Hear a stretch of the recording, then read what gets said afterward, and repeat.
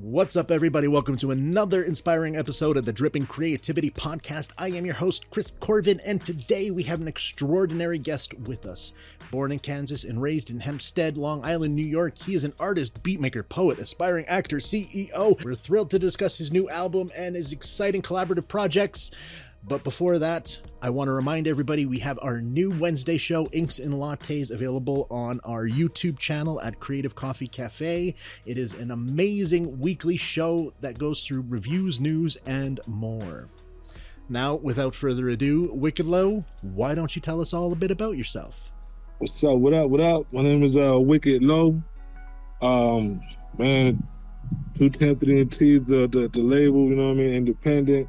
Born in Kansas, raised in Strong Island, New York, down here in Florida.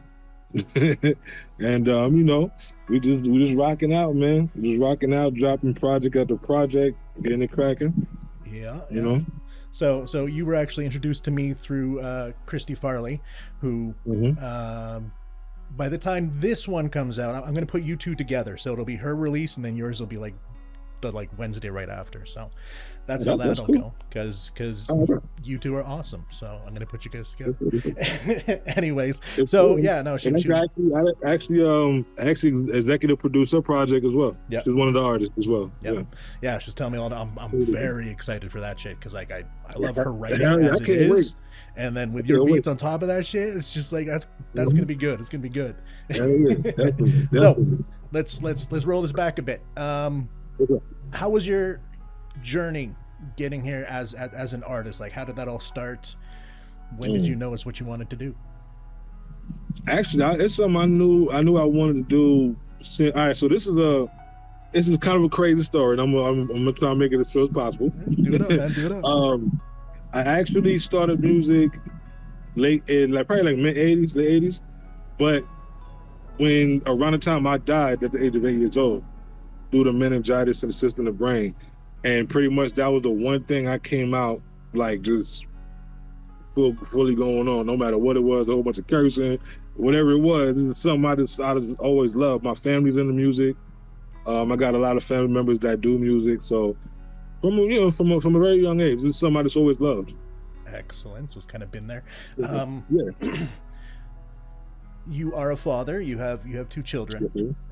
Yes, and that is I have six. You have but six. But two of my babies are autistic. Gotcha.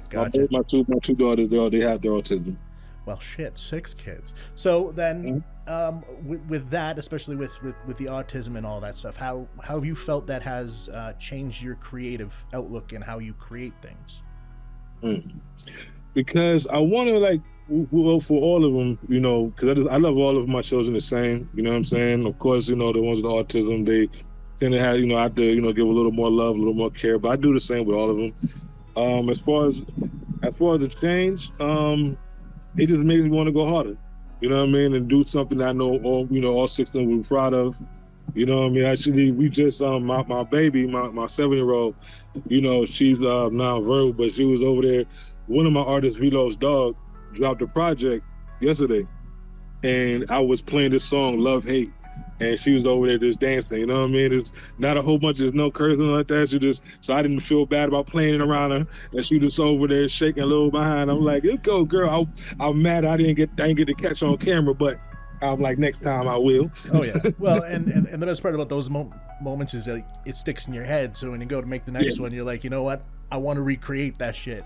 Exactly. And that's a big part. Yeah, definitely. Okay, so then moving right along with the producer stuff and all that stuff, you have a lot of roles that you're doing there. You've got the husband, the dad, the beat maker, the artist, the poet, the CEO. Yes. How have you been able to manage all of that shit without going crazy? To be honest, I don't even know. I hear that so much, man. I'm not even going to cap. Like I have it's something that comes along, No, I understand that so much, man. Okay, so you were born in Kansas, raised in New York. How do you feel the combination of those two things has diversified your creative talent and how you're creating things? I love it because, for me, I love a lot of different music. I listen to everything, right? But I do get, between, my style, of course, between up north and between Midwest, West Coast. So that's always been a love of mine. But I do bump a little bit of everything. So combining all that has what, initially created, that wicked sound, Wiccid Lo sound, you know what I mean? Hell yeah. No, we were actually just talking about that before we started rolling there, and with the two songs that I've been just listening to nonstop all day. It sounds like so many other things, but it's unique in that I can't nail down the one thing. It's like it's a little bit of this artist, there's a little bit of this sound, and it just it's merged so well together that it's just like, oh, so fucking good, man. Appreciate that. So then let's get into the creative process with you there when you're making the music. How do you approach when you're creating a beat and then adding in the lyrics and all that stuff? Like what's your order of operations? Order of operations, I mean, that's the crazy part, because when I'm making a beat, a lot of times I don't really necessarily have because I go a lot of emotion, right? So when I'm making a beat, I don't actually have anything in particular. It's just whatever comes out is what comes out.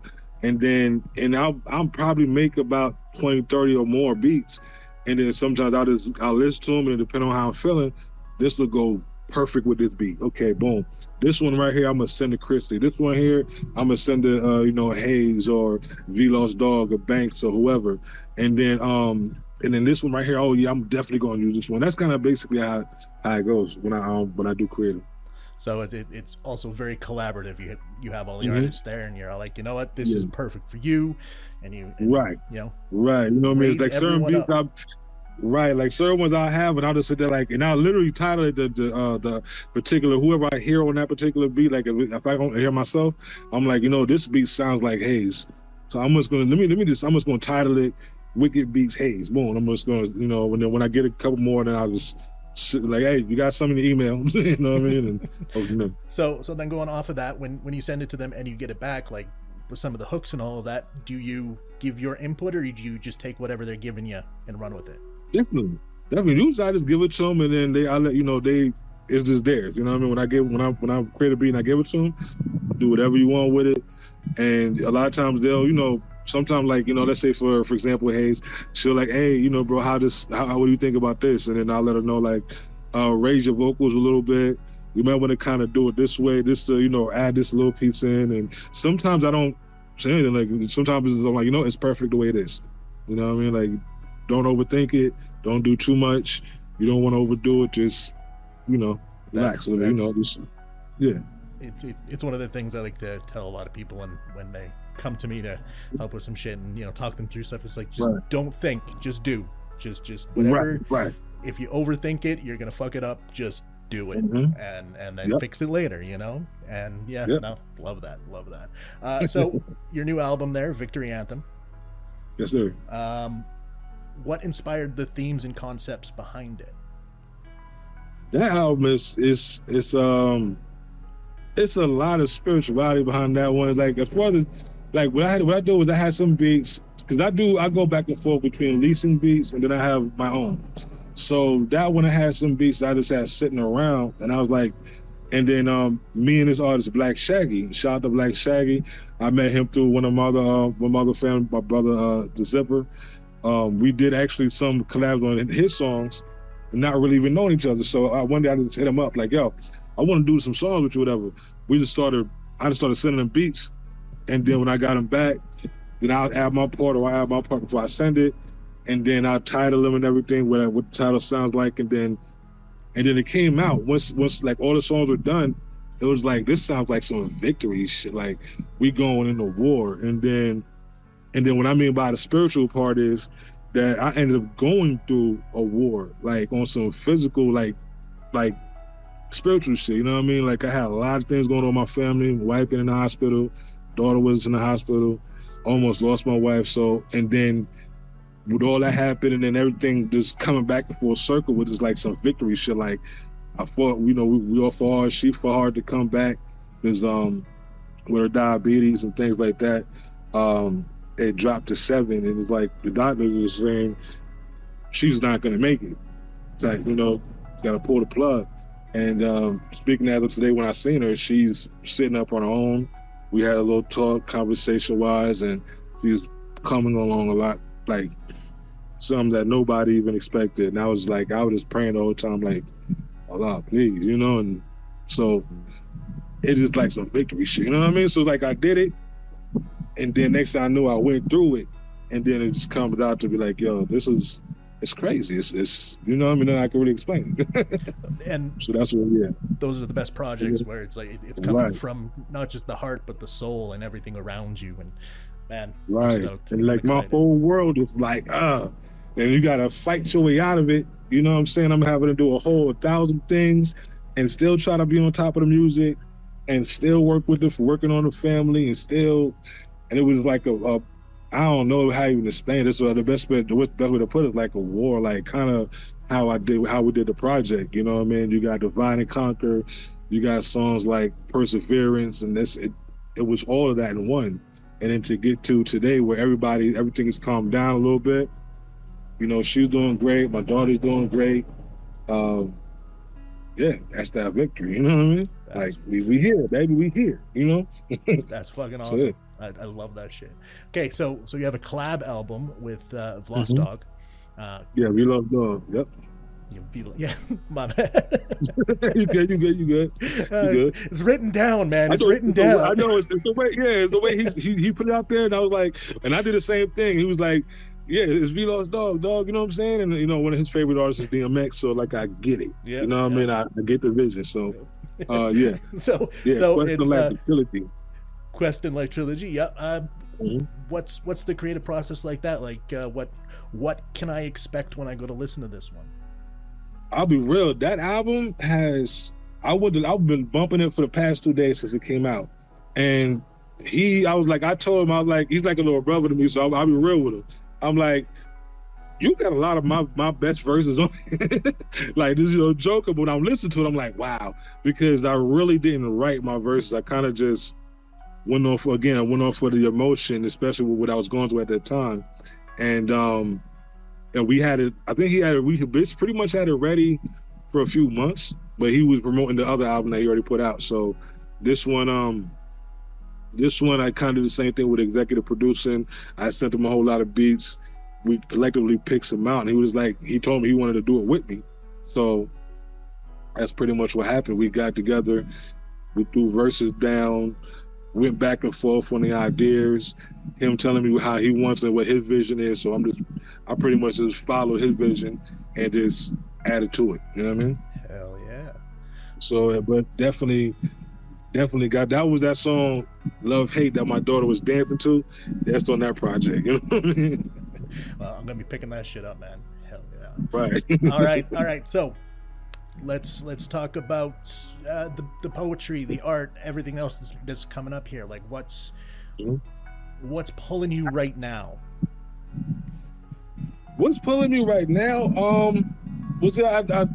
You know, poetry is hip hop. You know what I mean? It's the start of it. So it's like, you know, we do poetry nights on a different page, podcast, whatever. Sometimes like Fridays and stuff. And I kind of just like, you know, sometimes I'll write something intentional as a poet, or I'll just pick a verse up and just, you know, and just really do it differently than how it's rapped. You know what I mean? Nice. Kind of like if you heard like the song The Industry by DMX, he did it poetry wise on stage, but then he also has the song. You know what I mean? So it's a love of both. It's just I just love the art. I love the art of poetry. I love the art of music. Whether if it's rock and roll, hip hop, you know, salsa, merengue, reggae, all of it. So country, everything. You know, it all helps with the creative, man. When you're in there and you're doing shit, you're like, oh, this little bit from this like the guitar in Heaven Knows. Was that Heaven Knows? Oh yeah. Yeah. Yeah. And it was just like just that first riff, and I'm like, oh no, I'm fucking in this song. This is good shit. it's my perfect blend because like I was raised on rap in junior high. Like, you know, the Tupac, Biggie, that was my shit going into junior high. And then in high school, I ended up becoming a metalhead. very heavy into that type of shit. So finding things that kind of blend the two there in a unique and engaging way, like that's why I actually really like NF. Whole things like that is just because it's blending of sounds, and it's just my brain loves that shit, man. Well, you definitely right. Like if you're still into it, like you definitely like we did me and the Zipper did one under the name Vocal Voodoo. Okay. And we have songs that are geared towards that. You know what I mean? So you'll definitely, check that shit out as soon as we're done here. So, definitely, because like I dibble dabble with everything. So like certain songs I may talk Spanish on, and certain songs I may not. You know what I mean? Or I can't sing, but I still do it. You know what I'm saying? So like this certain song, I just do whatever, however I feel. The way that feeling, that feeling, I try to capture that feeling in that moment and record it. You know what I mean? So if I miss that feeling, so I always try to catch that feeling in that moment. You know what I mean? It's the best part about having a phone around is you always got something to record. Exactly. So you had mentioned kind of wanting to get more into acting and shit like that. What's the goal there? What's your Well, that was always a goal. You know, I wanted to do a little bit of everything. You know what I mean? When, once everything clears up and my life isn't as busy, and I get time to actually talk to my brother Amin Ra. He's another artist that is like I call him my big bro because I've known him since the 80s. He's into acting. He does dance choreography. He does it all. So, and he sings. He's a great singer. So, which actually he's on the For the People album. I Do It. You know what I mean? And when my life calms down, I'm gonna get with him and say, hey, bro, listen. You know what I mean? It's good to know people. You know what I mean? So just keep people that can actually point you in the right direction. Yeah. Well, that's gonna be some good shit. So you had mentioned there the poetry readings and the podcast and all that shit. Let's talk more about that stuff. Come on, let everyone know what's happening with that. Well, actually, me and Chrissy is gonna be starting up something soon. We already got some of the stuff already set. So, she has the name that we're thinking about putting. I've been doing so much that certain things slip my mind. That's one of them. I love my sister, but she has the name of it that we're thinking about calling it. It might be along the lines of Too Tempted, but I can't remember. So that's something that's going to be on the lookout. It's going to be on the Wiccid Lo page, and I believe it's going to be on her page too. So that's that right there. And then you said the poetry. I think we're gonna be doing all that on that page too. That's gonna have it all. Like we're gonna do it all now. We're gonna have the music nights, the poetry, the serious stuff. We're gonna do it all. Just that live vibe feel on everything there. Definitely. Yeah. A lot of fun, cracking jokes. That's how we do it. We're on the phone. That's what we do. We talk about the crazy, we talk about the music, and then we cracking jokes. So you know what? You can't take shit too seriously, man. Especially when your life is chaotic. You gotta just let go. Just gotta enjoy yourself. Yes, sir. And I know a lot about chaos. So. I hear that so much. Okay, so with all of this stuff that you got going on here, and you're dividing it up between the family, the music, everything, all the other projects, and all of that, what's your end goal? Where do you want to see yourself when you can finally step back and go, these things are good, they're being handled by other things, I can finally relax? What do you want to see as your umbrella there? That's pretty much what is the end goal. That right there is the end goal. Just to be able to get to a point in life where I can say, you know what? Because I don't really care about the whole, everybody wants to be famous. I don't care about that. Like, you know what I mean? When people, it's just going to come. You know what I mean? So I'm like, I take it to the standpoint as, you know what? People love it. I know people loving what I do. There's more people coming in that are loving the music. All right, I'm taking my trips and doing this, what I got to do here and there. This is being taken care of. That's being taken care of. That's pretty much the goal. And it's to have the family name to attempt to kind of just be that umbrella to say, you know what, we made it here, now I can sit back and I can put somebody else on and guide somebody else, you know what I mean?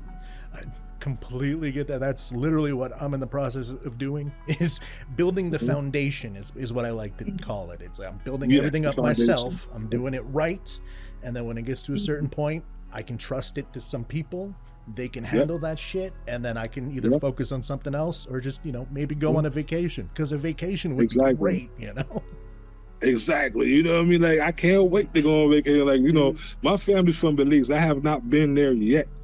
And I'm trying to go. So when I get the chance, once I get that settled and everything is, and all the dust is clear, I'm going to Belize. I'm going to Guatemala, Honduras, Mexico. Wrong. Dude, family trip, man. That is not only an achievable goal with how much you're pushing and grinding and all that, but it's a relaxing goal. It's something that the family will remember and enjoy. And I think at the end of it all, that's what matters, right? Exactly. And then for my kids to reap the benefits, you know what I mean? For all of our kids to reap the benefits, our grandchildren, So that's pretty much what it's for. So fucking, I love that so much. I love it so much, man. All right, so we're kind of down to the last 10 minutes, man. This just flew by. I know. Holy shit. So I know it. It's fun. I love it, though. I love it. So let's flip it a little for the end before we bring it back. When it comes to running all of this shit, what are some of the challenges that you faced along the way with getting all of these projects going? Like, aside from the family stuff, because that's, you're going to take that on anyways. Let's focus on the business stuff, right? Yeah, on a business level, on that note, it's crazy because it kind of, as much as I try to keep it separate, let's face it, we're humans, you know what I'm saying? So it always ends up moving its way right along in between. Like, I'm still right here, baby. So, it always ends up. So it's like, as much as I do, like I said, you got to wear 1,000 hats, you know what I mean? So you got to be able to just do it. And the challenges wise, it's just really just getting it out there, because I haven't been able to really, like, I haven't been able to do shows and stuff like that because of how hectic my life is. I'm just now starting to get interviews done.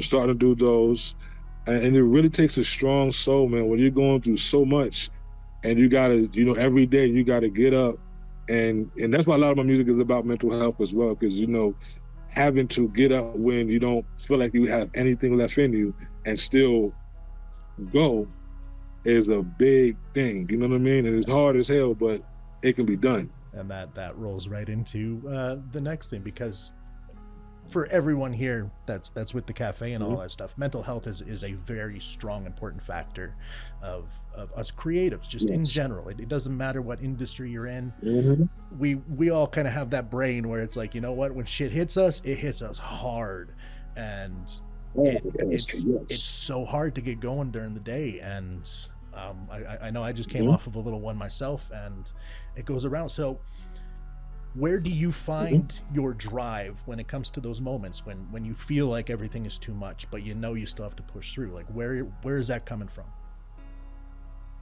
I'm learning that as we speak. That drive came from my baby, my all my kids, and it comes from all my children. But at the same time, my daughter, my last child, because she's going through so much recently, and how strong she is for a 7-year-old. Non-verbal autistic, it came a lot from her, you know what I mean? And for my oldest daughter, my grandchild, so shout out to my oldest, my daughter Layla, my grandson. So it comes from all of that. And then me kind of stand up on my culture, getting back into a lot of reading and, knowledge itself, and reading, getting more into that, the Nation of Islam. So that's a big part of it. It helped me calm down and really helped me sit down and observe a lot and learn a lot, and understand, have the knowledge, the wisdom, and understanding about a lot of what's going on in my life, and just be able to sit back and, okay, you know what? We got this. And I look at my daughters and I'm like, We got this. We're gonna do this. We got this. And let's get up and keep moving. Keep moving. It's finding that pillar. Whatever that. Mm-hmm. Yeah. It doesn't matter what's hitting me. Yeah.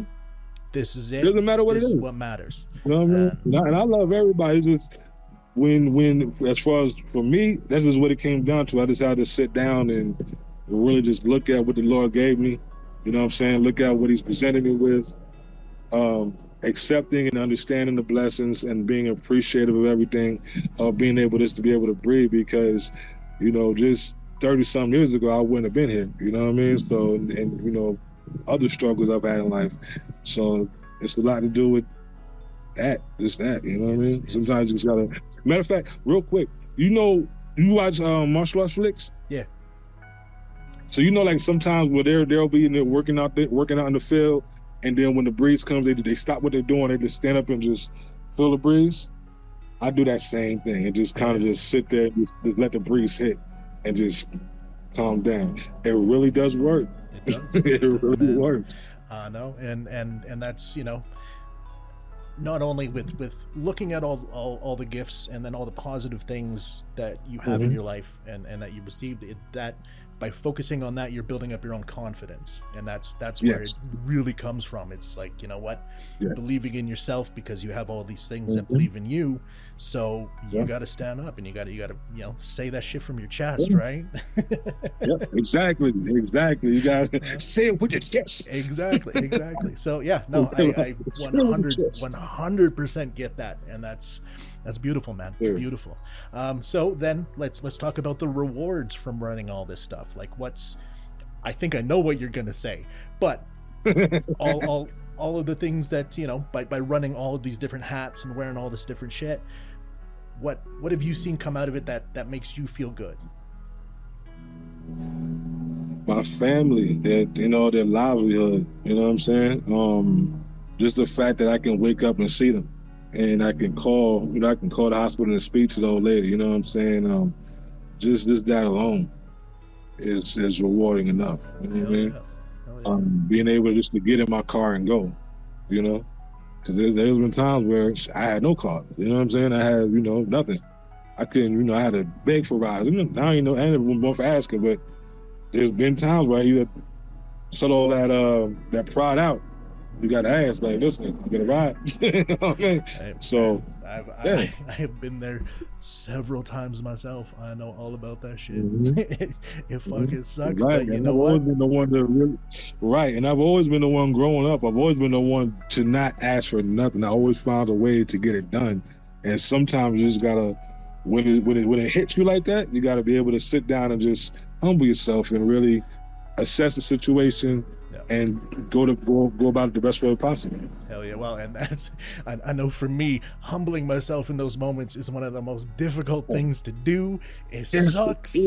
Like, you think about that shit for a week before you do it, and it just sits with you like, I don't want to do this, but I have to.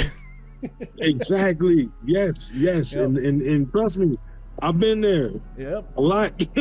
Dude. I've been there. My life has been so humbling because it's been so stressful. Preach so to chaotic. The choir, man. So I'm trying to tell you. No, I get it. I get it so much. Oh God, I appreciate you, man. Regardless of anything, I appreciate you, and especially spending this time. Like, this has been amazing. We're going to keep doing this. Gonna have you back on. We're gonna talk more about the upcoming albums and shit like that, and just diving into that brain. I'm loving your brain and how you're working things. So it's just okay. Where can everyone find you? Everywhere. If you type in Wiccid Lo, if you Google Wiccid Lo, you'll find it everywhere. You know what I mean? IG is at the real Wiccid Lo, but you'll still find it there. You'll find it on Facebook. You'll find it everywhere. Spotify, iTunes, everywhere. Pandora, wherever you want. And down in the links below, because I'm going to be plugging all your shit down there, and then all over my socials too. Because you know what? You deserve that shit, man. It's good music from an amazing man, and you're doing great shit. So thank you, brother. Thank you for having me on here too, man. I appreciate this. All love, bro. Anytime you got new shit, just hit me up and say, hey, let's talk about this. I'm down. So, let's do it. Because I'm always dropping something. I'm trying to give it some time in between, but I'm definitely working. Well, if anything, just tag me and shit. I'm good with that. I can Hey, that's always cool down. too. I got you. Always down to promote. 100%. All right. Thank you very 100%. much. You have yourself a great day, and we'll talk soon, man. You too. God bless. And that's a wrap for today's episode of Dripping Creativity Podcast. I hope you enjoyed this deep dive into the world of Wiccid Lo as much as I did. The man is amazing. Make sure to check out all of his music. You will not be disappointed. I've been your host, Chris Corvan. You can find me everywhere at Chris of the Void. This has been Dripping Creativity Podcast, part of the Creative Coffee Cafe community. Remember to stay creative, stay inspired, and until next time, see ya.